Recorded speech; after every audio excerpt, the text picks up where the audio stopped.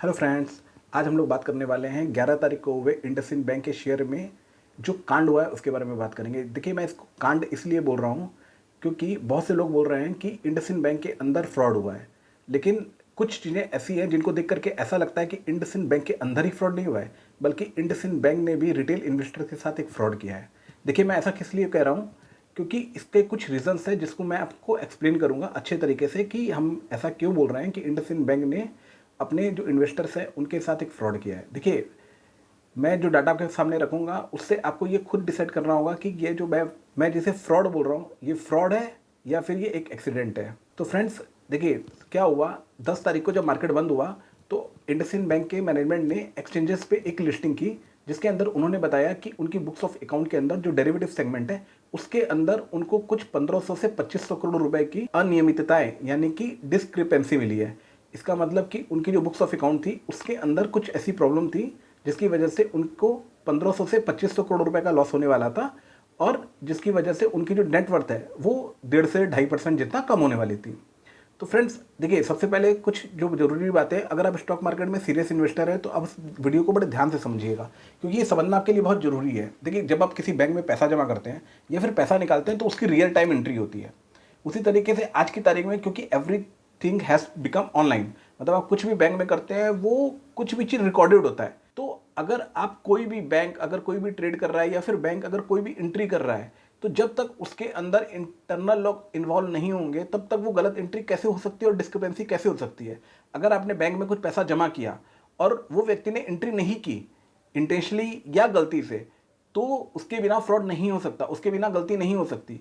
और अगर एक बार कोई व्यक्ति गलती करेगा तो थोड़ी सी गलती हो सकती है, लेकिन अगर 1500 करोड़ की गलती हुई है इसका मतलब कि उन्होंने जो किया है वो इंटेंशनली हुआ है, लेकिन उसके बाद भी अभी तक किसी के ऊपर मतलब कोई भी इस तरह का एक्शन नहीं हुआ जिससे ये पता चले कि जो इंडसइंड बैंक है उसके प्रमोटर रियली सीरियस हैं। तो उसके बाद क्या हुआ, जो इंडसइंड बैंक के प्रमोटर हैं जो कि हिंदुजा ग्रुप है, उन्होंने बोला कि हमको अपने चेयरमैन के ऊपर पूरा विश्वास है। अगर फ्रेंड्स आप किसी कंपनी में जॉब कर रहे हैं या फिर आपके पास कोई बिजनेस है और उसके अंदर कोई एम्प्लॉय है और उसके अंदर घपला होता है, तो आप क्या बोलेंगे, आप मेरे को उस एम्प्लॉय पर पूरा भरोसा है, आप उसका एक्शन लेंगे। तो देखिए, पहली बात तो ये हो गई कि जो इंडसइंड बैंक के अंदर काम हुआ है और उसके अंदर जो लॉस हुआ है उसका लॉस अल्टीमेटली हुआ है पब्लिक को। ये एक लॉस पब्लिक के साथ एक फ्रॉड है। मैं फ्रॉड इसलिए बोल रहा हूँ क्योंकि देखिए, जब ये ट्रेड हुआ मतलब कि 11 तारीख को मॉर्निंग में, और जो इसकी न्यूज़ आई वो न्यूज़ की जो टाइमिंग है ना वो बहुत स्ट्रेंज है। वो स्ट्रेंज इसलिए है, आप हमारे लिए तो स्ट्रेंज है, लेकिन जो आज की तारीख में शेयर मार्केट में जिस तरीके से फ्रॉड हो रहा है या काम हो रहा है उसके लिए बिल्कुल भी स्ट्रेंज नहीं है। क्योंकि ये जब न्यूज़ कब आई, इन्होंने एक्सचेंज में लिस्टिंग कब की, 10 तारीख को मार्केट खत्म होने के बाद, यानी कि 11 तारीख को जैसे ही मार्केट खुला वो मार्केट सीधे क्रैश हो गया। अब आप ये सोचिए, अगर यही न्यूज़ मार्केट टाइम में अगर ये लिस्टिंग आती है और मार्केट में पता चल जाता है तो क्या मार्केट टाइम में 27% वो शेयर क्रैश हो सकता था? क्योंकि मार्केट के अंदर लिक्विडिटी होती है इसलिए 27% शेयर क्रैश नहीं हो सकता था। ये प्रैक्टिकल बात है। और जितनी भी, अगर आप रिटेल इन्वेस्टर हैं तो ये चीज़ आपने कई बार फील हुई की होगी कि जब भी मार्केट में इस तरीके का बहुत बड़ा मूवमेंट आता है किसी न्यूज़ के आधार पे, जिसकी वजह से मार्केट में 10-15% का मूवमेंट आ सकता है, सडन मूवमेंट, वो न्यूज़ कभी भी आती है तो वो कंपनी द्वारा एक्सचेंज को बताई जाती है या फिर मार्केट में फ्लोट होती है हमेशा मार्केट के क्लोज होने के बाद या फिर मार्केट के खुलने के बाद या फिर वीकेंड्स पे, यानी सैटरडे या संडे को। जिसकी वजह से जब मंडे को या फिर दूसरे दिन न्यूज़ आने के बाद जब मार्केट खुलता है तो वो सीधे इस भाव पे खुलता है कि पब्लिक को उससे एग्जिट करने की अपॉर्चुनिटी नहीं मिलती है और रिटेल इन्वेस्टर ट्रैप हो जाता है। और ऐसे एक नहीं, ऐसे कई बार हो चुका है और ऐसा भविष्य में भी होता रहेगा, क्योंकि अथॉरिटीज़ और जो दूसरे लोग हैं वो मेरे को नहीं लगता कि इसको लेकर के सीरियस है। पॉलीकैब में भी ऐसा ही हुआ, वीकेंड पे न्यूज़ आई कि अल्ट्राटेक वाला उसके अंदर इन्वेस्टमेंट करने वाला, उसके बाद उसके कोई प्रोग्रेस नहीं दिखाई। ये सिर्फ पब्लिक को फंसाने का एक स्टंट होता है। जिस तरीके से न्यूज़ आती है और जिस तरीके से उस न्यूज़ के बाद स्टॉक मार्केट में शेयर के प्राइसेस बिहेव करते हैं। तो फ्रेंड्स, इसमें मैं कुछ और चीज़ें आपके माइंड में डालना चाहता हूँ और वो चीज़ें जानने के लिए आपको हमारी स्क्रीन पे चलना पड़ेगा। तो चलिए हम अपनी स्क्रीन पे चलते हैं बिना टाइम वेस्ट किए हुए, और मैं आपको एक्सप्लेन करने की कोशिश करता हूँ कि जो फ्रॉड होता है वो किस तरीके से होता है। और जो 1500 करोड़ रुपए कंपनी को लॉस हुआ है, कंपनी को तो 1500 करोड़ रुपए का लॉस हुआ, लेकिन उसके सामने 15,000 करोड़ का मार्केट कैप साफ हो गया जिसका लॉस सीधे सीधे पब्लिक को हुआ है। और इसका अकाउंटेबल कौन है? इसका अकाउंटेबल कोई नहीं है, क्योंकि किसी अकाउंटेबिलिटी होती नहीं है, क्योंकि पैसा जो लॉस हो रहा है वो रिटेल पब्लिक का हो रहा है। तो चलिए हम लोग चलते हैं अपनी स्क्रीन पे। तो फ्रेंड्स, देखिए हम लोग अपनी स्क्रीन पे आ गए। अब जो मैं आपको बताने वाला हूँ बहुत ध्यान से देखिएगा, क्योंकि ये देख करके आपको स्टॉक मार्केट के बारे में आपकी एक नॉलेज भी बढ़ेगी और आपको समझ में आएगा कि किस तरीके से स्टॉक बाजार में रिटेल इन्वेस्टर के साथ जो नौटंकी होती है वो किस तरीके से होती है। फ्रेंड्स देखिए ये चार्ट है और ये चार्ट है इंडसइंड बैंक का, ये डेली बेसिस का चार्ट है। अब ये देखिए ये जो आप चार्ट देख रहे हैं ना, मेरे कर्सर को देखिएगा ध्यान से, ये रेड जो बड़ी सी कैंडल बनी है ये 27% मार्केट जो क्रैश हुआ था 11 तारीख को, 11 मार्च 2025 को। और उसके सामने जो पहले दिन का चार्ट है वो है 10 तारीख का, और फिर जो उसके दिन पहले का चार्ट है वो है 7 तारीख का। इसके अलावा भी एक बड़ी कैंडल बनी थी, वो बनी थी 28 फरवरी 2025 को।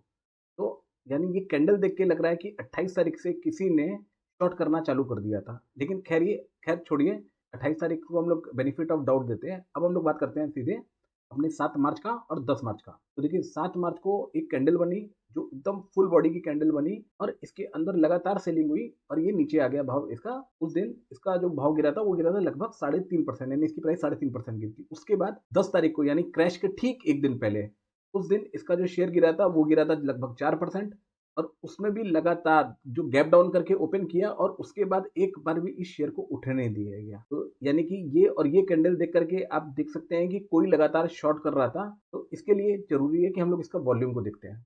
चलिए फ्रेंड्स इसके वॉल्यूम की तरफ हम लोग चलते हैं। फ्रेंड्स अगर आप सीरियस है तो प्लीज जरूर देखिएगा, क्योंकि ये देख करके बिल्कुल अलग चीज आपको पता चल रही है जो अब तक शायद आपने नहीं देखा होगा। मैं जो स्टॉक जो क्रैश हुआ है उसके एनालिसिस कर रहा हूँ आपसे।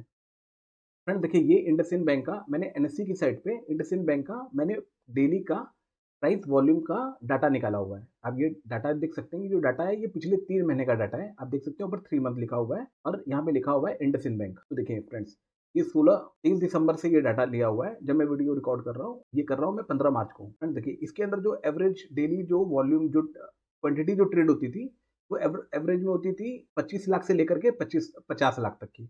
और जब मार्केट क्रैश किया था उससे पहले होती थी 30 लाख से 40 लाख। जैसे आप देख सकते हैं 33 लाख 35 लाख, मेरे कर्सर को देखिएगा 33 लाख 31 लाख, कभी कभी 50 लाख भी हो जाती थी। ये देखिए ज्यादातर आप देखेंगे, देखिए इधर 57 लाख हुई है, 36 लाख 40 लाख 30 लाख 44 लाख 33 लाख 26 लाख।